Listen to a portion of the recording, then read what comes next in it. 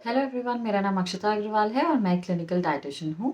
आज जो टॉपिक मैंने चूज़ किया है वो एक अनफॉर्चुनेट इवेंट से इंस्पायर्ड है। तो अभी 2 दिन पहले हमें पता चला कि एक बहुत यंग जो फेमस एक्टर हैं वो अनटाइमली डेथ हो गई उनकी due to heart attack. And अभी प्रॉपर्ली रिपोर्ट्स आई नहीं है पोस्टमार्टम की कि किस वजह से एग्जैक्टली ऐसा हुआ, क्यों उनको हार्ट अटैक आ गया इतनी कम एज के अंदर। पर कुछ रिक्वेस्ट मुझे आ रही थी कमेंट सेक्शन में कि मैम आप जो आजकल यंगर जनरेशन है उनकी हार्ट हेल्थ पुअर क्यों है, उसके ऊपर एक वीडियो कीजिए। तो ये जो वीडियो है ये इसी टॉपिक के ऊपर है। हम लोग हार्ट अटैक के बारे में बात करेंगे कि क्या पॉसिबल रीजंस हो सकते हैं हार्ट अटैक के इन यंगस्टर्स, मतलब जो यंग एडल्ट्स हैं उनमें आजकल ये इंस्टेंसेस बढ़ते क्यों जा रहे हैं। तो सबसे पहला कारण जो मुझे लगता है कि हार्ट अटैक का हो रहा है वो है इंक्रीज स्ट्रेस लेवल्स। जो हमसे पिछली जनरेशन थी, जो हमारे पेरेंट्स हैं या उनके पेरेंट्स की जो जनरेशन थी, जब वो लोग यंग थे कंपैरेटिव टू देम हमारी जो स्ट्रेस लेवल्स हैं वो बहुत ज़्यादा हाई हैं। क्योंकि कंपटीशन जो है ओवर टाइम बहुत ज़्यादा बढ़ गया है और इतने कॉम्पिटिटिव माहौल में रहने की वजह से जो आजकल के यंग एडल्ट्स हैं वो बहुत ज़्यादा स्ट्रेस से डील करते हैं। अब कॉन्स्टेंट स्ट्रेस जो है वो उनके ब्लड के अंदर कॉर्टिसोल जो स्ट्रेस हार्मोन है इसका लेवल को इंक्रीज रखता है। अब जब ये लेवल बढ़ा रहता है तो उनका हार्ट रेट और उनका ब्लड प्रेशर दोनों इंक्रीज रहता है, जिसकी वजह से इवन पल्स भी उनकी इंक्रीज हो जाती है। तो ओवर टाइम ये जो चीज़ें हैं, दोनों तीनों चीज़ें जब अननेसेसरी बढ़ी रहती हैं तो उनके जो हार्ट की हेल्थ है, जो हार्ट की मसल्स हैं, उसको वो ओवर टाइम वीक कर देती हैं, जिसकी वजह से सडन कोई भी ऐसा इवेंट घटता है जिसमें ओवर एक्साइटेशन हो जाए, उसकी वजह से हार्ट अटैक आ सकता है। तो इसके लिए जो सिंपल सॉल्यूशन है और सारे यंगस्टर्स को मेरा यही सजेशन है कि स्ट्रेस मैनेजमेंट आप ज़रूर करें, स्ट्रेस को इग्नोर ना करें। बहुत सारे लोग स्ट्रेस को बहुत लाइटली लेते हैं, उसको वो मैनेज करने की कोशिश नहीं करते और वो फिर फेटल रिजल्ट्स में कन्वर्ट हो जाता है। स्ट्रेस मैनेजमेंट के ऊपर मैंने डिटेल में 2 वीडियोस करे हैं। मैं लिंक आपको डिस्क्रिप्शन में दूँगी, प्लीज़ उसे देखिए और इन चीज़ों को, इन प्रैक्टिसेस को अपनी लाइफ में इनकॉर्पोरेट कीजिए, ताकि जो स्ट्रेस आपको डेली बेसिस पे डील करना पड़ रहा है, वो स्ट्रेस आपका साथ-साथ कम भी होता जाए। सेकंड जो पॉसिबल रीज़न हो सकता है पुअर हार्ट हेल्थ का, वो हो सकता है लैक ऑफ सनलाइट एक्सपोज़र। अब हम लोग ज़्यादातर अपना दिन जो है वो घर में बिताते हैं और बहुत ज़्यादा सनलाइट एक्सपोज़र अब हमारा नहीं हो रहा है, स्पेशली जब से कोरोना वायरस आया है और लॉकडाउन हुआ है। अब सनलाइट क्या करती है, जो सनलाइट होती है उसकी प्रेज़ेंस के अंदर हमारा जो बॉडी के अंदर कोलेस्ट्रॉल प्रेज़ेंट होता है, वो सनलाइट की प्रेज़ेंस में विटामिन डी में कन्वर्ट होता है। अब क्योंकि हम लोग बाहर नहीं जा रहे, सनलाइट को एक्सपोज़ नहीं हो रहे, तो ये जो कोलेस्ट्रॉल है, ये बॉडी के अंदर एक्सेस में हो जाता है, जिसकी वजह से ब्लॉकेजेस हो सकती हैं और हार्ट की हेल्थ जो है वो पुअर हो सकती है। कोलेस्ट्रॉल के बढ़ जाने की वजह से ब्लड प्रेशर भी हाई हो जाता है, जो इन टर्न हार्ट की हेल्थ को नेगेटिवली इफ़ेक्ट करता है। दूसरा, सनलाइट में जाने से डोपामीन रिलीज़ होता है, जो कि एक हैप्पी हार्मोन है। तो जो लोग सनलाइट को एक्सपोज़ नहीं होते पूरे दिन भर, क्योंकि वो मे बी पढ़ाई कर रहे हैं या वो ऑफ़िस का वर्क कर रहे हैं, किसी भी वजह से वो जैसे गाड़ी में बैठे सीधा ऑफ़िस पहुँच गए, ऑफ़िस की बेसमेंट में उतरे, फिर सीधा कार में ही आके घर पहुँच गए। तो जो भी लोग बिल्कुल सनलाइट में नहीं निकलते हैं, उन लोगों के साथ भी स्ट्रेस, एंग्ज़ायटी और डिप्रेशन के केसेस बहुत ज़्यादा बढ़ते हैं और उनके अंदर ये देखा गया है कि जो हैप्पी हार्मोन्स की परसेंटेज होती है वो घट जाती है। तो आप लोगों को मेरा यही सजेशन है कि मिनिमम 30 मिनट्स एवरी डे आपने सनलाइट को अपने आप को एक्सपोज़ करना है। कोशिश यही करनी है कि अगर आप बहुत तेज़ धूप नहीं मतलब सहन कर सकते, तो चाहे आप थोड़ी कम जब उसकी इंटेंसिटी होती है तब बैठिए, बट सनलाइट को एक्सपोज़ रेगुलर कीजिए। ये भी आपकी हार्ट हेल्थ को एंश्योर करेगा। तीसरा जो पॉसिबल कॉज़ हो सकता है, वो हो सकता है एक्सेसिव स्मोकिंग। अब जैसे मैंने आपको बताया कि आजकल की जो यंगर जनरेशन है वो बहुत ज़्यादा स्ट्रेसफुल लाइफ लीड कर रही है compare to their previous generations. तो कभी-कभी उस स्ट्रेस मैनेजमेंट के लिए वो दूसरी जो हैबिट्स होती हैं उनकी एडिक्ट हो जाते हैं। फॉर एग्ज़ाम्पल अल्कोहल अब्यूज़ या फिर सिगरेट स्मोकिंग। अब स्मोकिंग क्या करता है, स्मोकिंग के अंदर भी निकोटिन नाम का एक स्टिमुलेंट होता है। ये जो निकोटिन होता है ये भी हमारे पल्स रेट को, हार्ट रेट को, ब्लड प्रेशर को बढ़ाता है। और क्योंकि जो लोग इसका बहुत कंसिस्टेंट यूज़ करते हैं या ओवर यूज़ करते हैं, उनको भी हार्ट इश्यूज़ जो हैं वो डेवलप हो सकते हैं, हार्ट अटैक जो है वो डेवलप हो सकता है।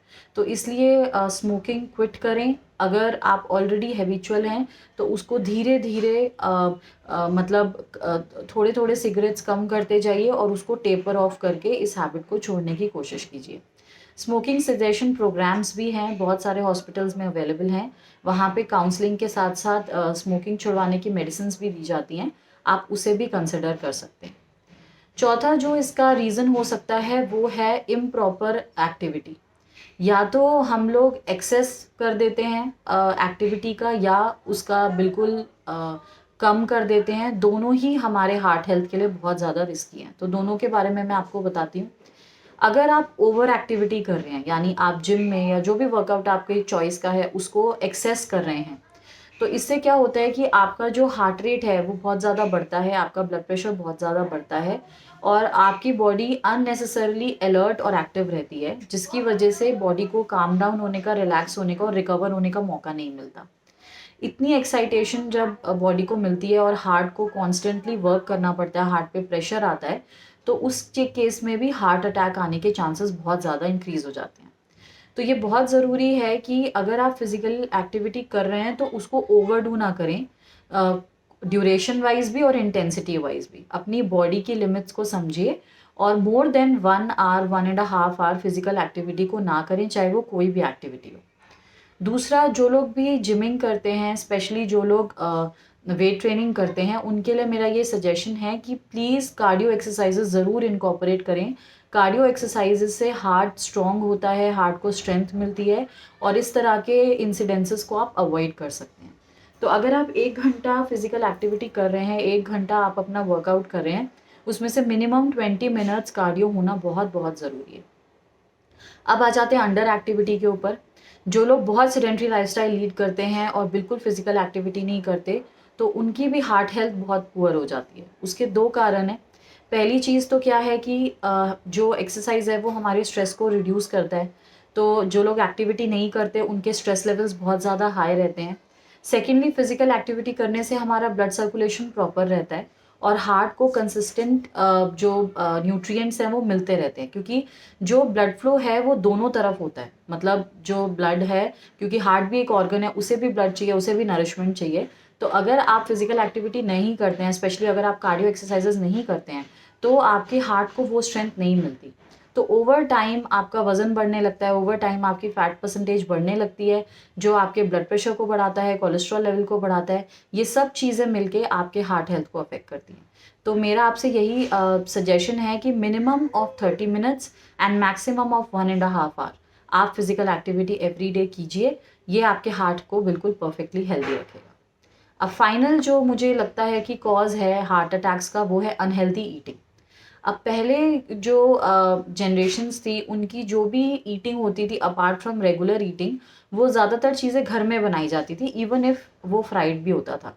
अब क्या हो गया है कि ओवर अवेलेबिलिटी की वजह से, जंक फूड के अवेलेबल होने की वजह से और हमारी जो पेइंग कैपेसिटी है वो इम्प्रूव होने की वजह से, हमारा जो अनहेल्दी ईटिंग है वो बहुत ज़्यादा इंक्रीज़ हो गया है।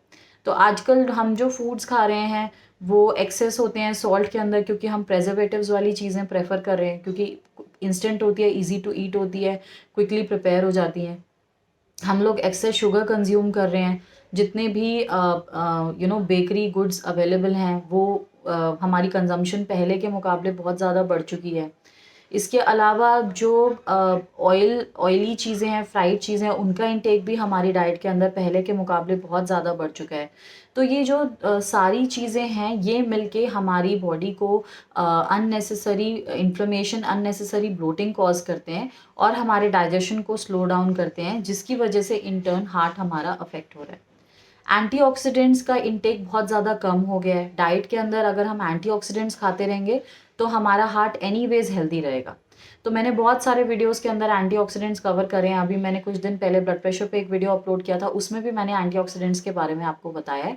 तो प्लीज़ अपनी डाइट के अंदर एंटीऑक्सीडेंट्स इंक्लूड करें। Fried excess salt, excess sugar, excess tea and coffee, इनको अवॉइड करें। मैक्सिमम एक दिन में आप 2 कप चाय ले सकते हैं। कॉफ़ी कोशिश करिए 1 कप पे रिस्ट्रिक्ट कीजिए। फ्राइड आपको बिल्कुल कोशिश करनी है कि अवॉइड करना है। सॉल्ट का इंटेक मैक्सिमम आपका 2 से 4 ग्राम्स हो सकता है, उससे ज़्यादा कोशिश कीजिए कि सॉल्ट का इंटेक ना करें। शुगर का इंटेक भी 2 टीस्पून पर डे से ज़्यादा ना करें। अगर आप ये सारी चीज़ें फॉलो करते हैं तो आप एक हेल्दी हार्ट इंश्योर कर सकते हैं। तो आई होप ये टिप्स आपको यूज़फुल लगी होंगी। अगर आपको ये टिप्स अच्छी लगी हों तो अपने फ्रेंड्स के साथ, नेबर्स के साथ, कोलीग्स के साथ इसको शेयर कीजिए। मेरे चैनल को सब्सक्राइब कीजिए और मैं आपसे अगले वीडियो में मिलूँगी। Thank you.